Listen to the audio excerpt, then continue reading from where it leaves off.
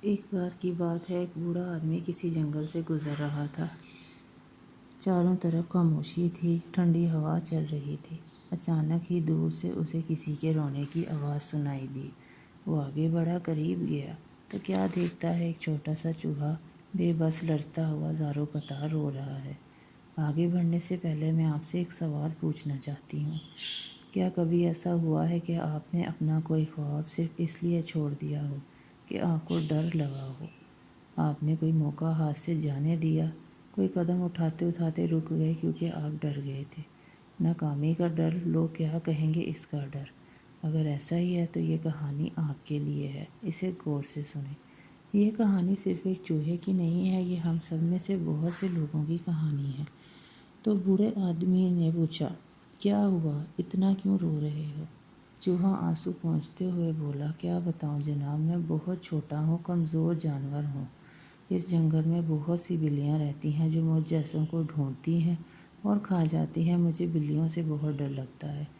اسی ڈر کی وجہ سے میں سارا دن اپنے بل میں گھسا رہتا ہوں، ڈرا سہما رہتا ہوں، سانس روک کر بیٹھا رہتا ہوں۔ یہ زندگی نہیں ہے جناب، یہ تو سزا ہے۔ میں تھک گیا ہوں، اس طرح ڈر ڈر کر جینے سے میں تنگ آ گیا ہوں۔ کاش اللہ مجھے ایک بلی بنا دے۔ میں رو رو کر اللہ سے یہی دعا کر رہا ہوں، تاکہ وہ چند دن کی زندگی ملی ہے وہ تو سکون سے گزار سکوں، بغیر کسی ڈر اور خوف کے۔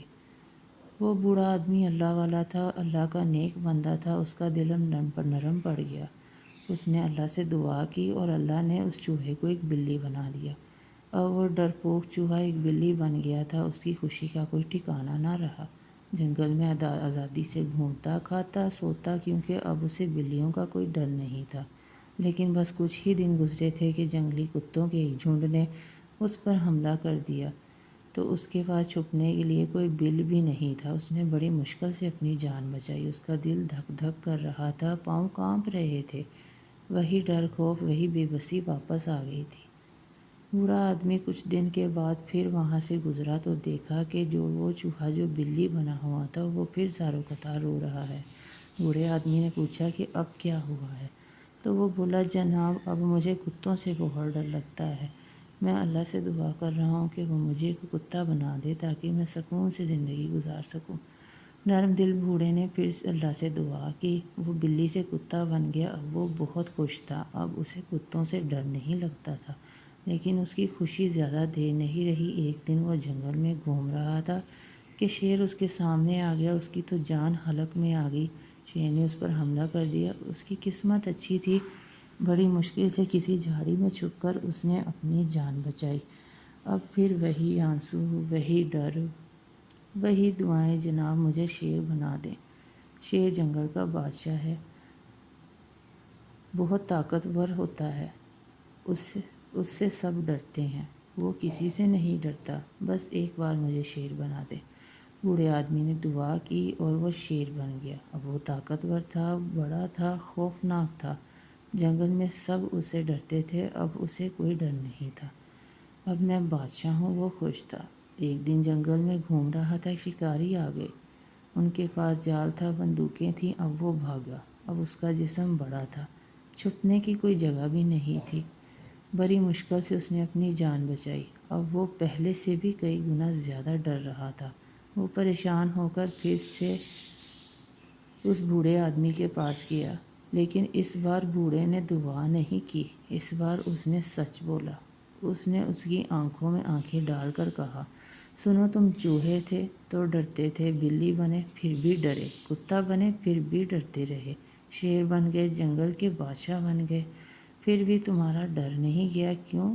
کیونکہ یہ ڈر کہیں باہر نہیں ہے، بلکہ یہ تمہارے اندر ہے۔ تمہارا جسم بدلتا رہا، بلی بنے، کتا بنے، شیر بنے، لیکن اندر وہی چوہے کا دل تھا۔ جب تک تمہارے اندر کا چوہا نہیں بدلے گا، باہر کا شیر بھی تمہارے کسی کام نہیں آئے گا۔ یہ ڈر تمہیں خود ہی ختم کرنا پڑے گا، کوئی اور نہیں کر سکتا۔ یہ ڈر نہ میں، نہ کوئی اور، بس تم۔ یہ سن کر چوہے کو سمجھ آ گئی کہ بہادری سے جینے کے لیے اپنے اندر کے ڈر پر قابو پانا ہوگا۔ اس نے اپنے آپ کو بدلنے کا فیصلہ کیا۔ وہ پھر سے چوہا بنا، لیکن اس بار ڈر کے بغیر۔ بہادری کے ساتھ۔ دوستو، یہ کہانی تو ختم ہو گئی ہے۔ ہم میں سے کتنے لوگ ہیں اس چوہے جیسے ہیں؟ ایک اسٹوڈنٹ کو امتحان سے ڈر لگتا ہے، ایک جاب کرنے والے کو اپنے باس سے ڈر لگتا ہے، نوکری چلے جانے سے ڈر لگتا ہے، ایک مزدور کو ٹھیکیدار سے ڈر لگتا ہے۔ لوگ کیا کہیں گے تم اس بات سے ڈرتے ہو، اور کچھ لوگ وہ اپنے آپ سے ڈرتے ہیں۔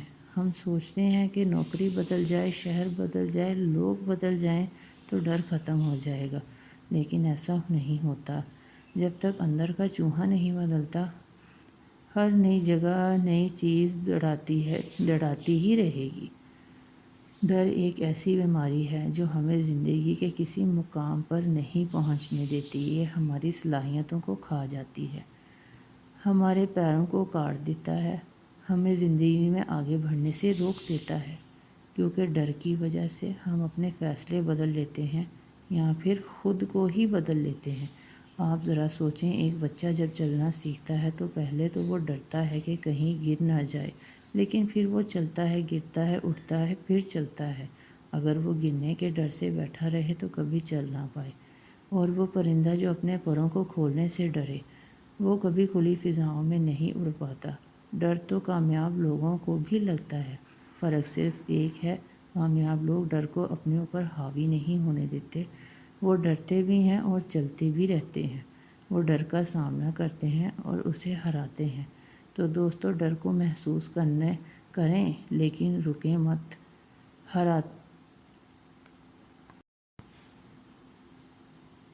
گریں لیکن اٹھیں ضرور، غلطی ہو لیکن سیکھیں ضرور۔ شاید منزل فوراً نہ ملے، لیکن ایک نیا تجربہ تو ملے گا، اور تجربہ وہ دولت ہے جو کوئی نہیں چھین سکتا۔ ہر روز کچھ نیا سیکھیں، کچھ نیا سوچیں، کچھ نیا کریں، اپنے اندر کے چوہے کو شیر بنائیں، لیکن جسم بدل کر نہیں، سوچ بدل کر۔